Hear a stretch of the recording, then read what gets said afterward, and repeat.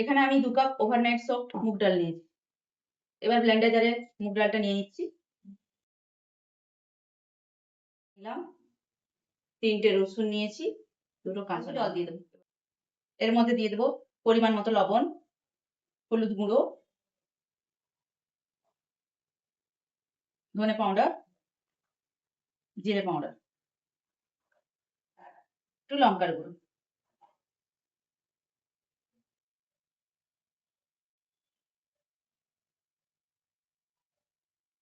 এবার আমি এক এক করে নিয়ে নিলাম পেঁয়াজ, টমেটো, গাজর আর ক্যাপসিকাম।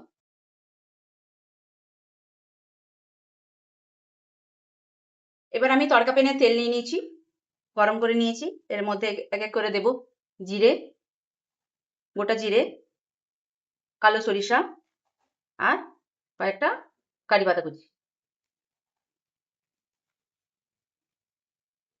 এবার আমি এতে দিতে দেব।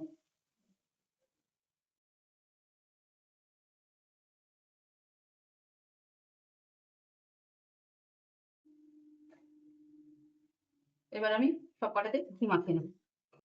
এখানে আপনারা ঘি বা তেল যে কোনো একটা ইউজ করতে পারেন, আমি এখানে ঘি ইউজ করেছি। এবার আমি এক এক করে দিয়ে দেবো।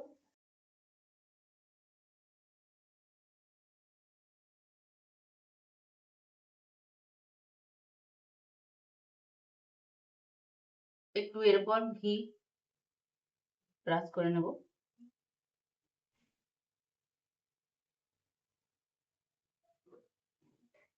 তারপর এগুলোকে তুলব।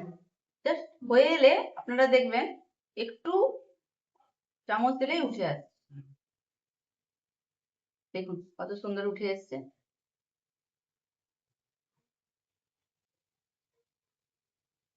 উল্টে দিলাম। এবার হালকা হয়ে আসলে 1-2 মিনিট আঁচে রাখবেন। আপনাদেরকে দেখাই, দেখুন কত সুন্দর হয়েছে। একটা কেটে দেখাই, দেখুন ঠিক আছে। এটা আপনারা গ্রিন চাটনি, টমেটো চাটনি বা সসের সাথে পরিবেশন করতে পারেন। আমি এখানে সসের সাথে পরিবেশন করছি। পাশে একটু কফি বসিয়ে নিয়েছি, কফি দিয়ে খাও।